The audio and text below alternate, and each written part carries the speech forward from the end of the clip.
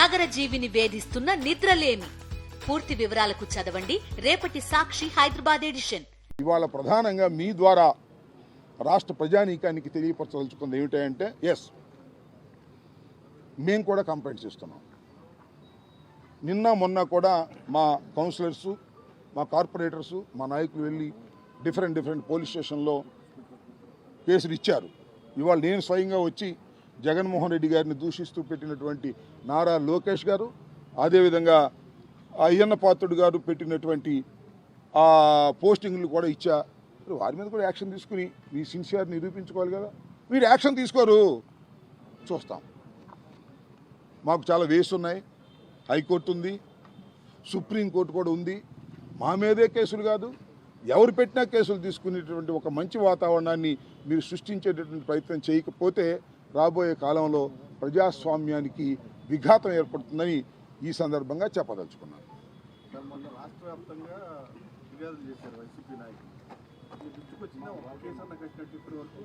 రాష్ట్ర వ్యాప్తంగా సంగతి ఏమో కానీ రజని మా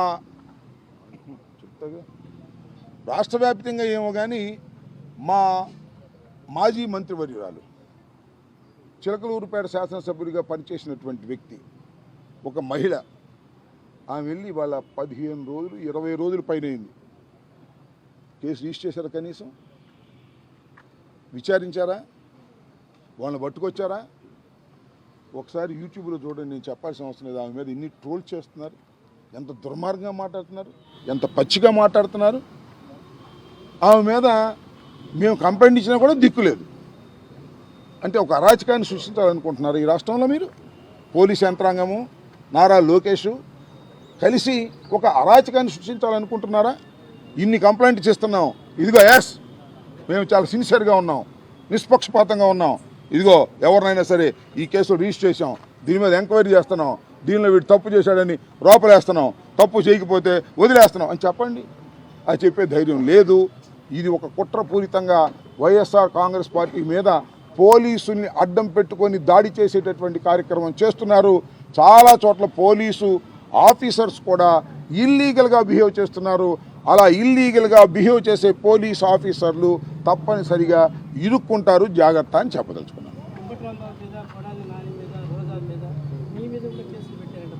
జగన్మోహన్ రెడ్డి గారి మీద పెట్టారు, నా మీద పెడతారు, చాలామంది మీద పెడతారు. అసలు వైఎస్ఆర్ కాంగ్రెస్ పార్టీ శ్రేణుల మీద, నాయకుల మీద, అందరి మీద కేసులు పెట్టుకోండి, మాకేం అభ్యంతరం లేదు.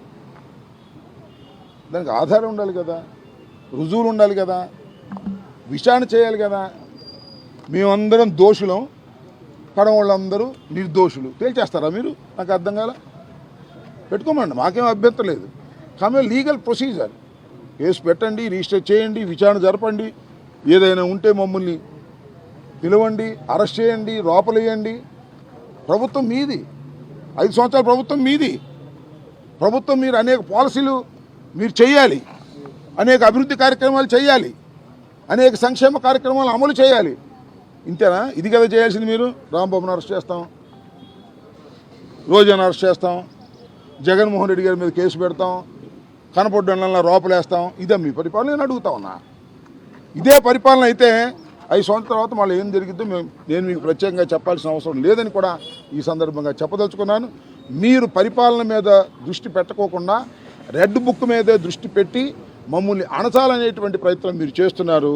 చాలా సింపుల్ రీజన్, బాలు బురదలో వేస్తే ఏమైద్ది?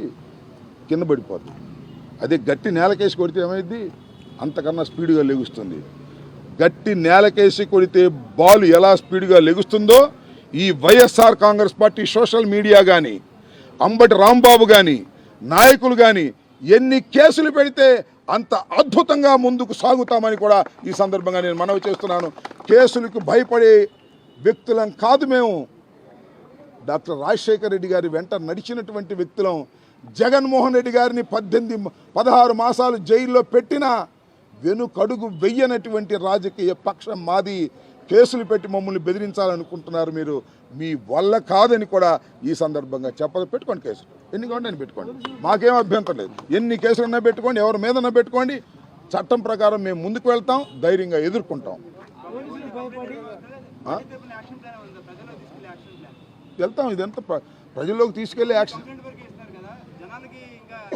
చెప్పండి. మీ సలహా ఏమైనా ఉంటే ప్రజల్లోకి తీసుకెళ్ళేది ఏముంది. మేము కోర్టులోకి వెళ్తున్నాం.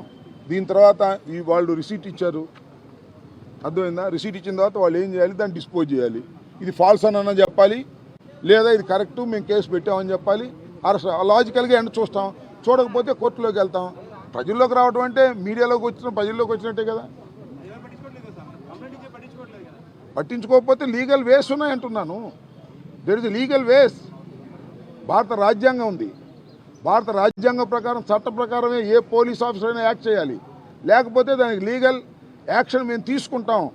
అవసరమైతే జగన్మోహన్ రెడ్డి గారు చెప్పారు, ప్రైవేట్ కంప్లైంట్స్ వేస్తాం. There are so many ways. Criminal procedure కోడ్లో, ఐపీసీలో, చట్టంలో అనేకమైనటువంటి మార్గాలు ఉన్నాయి.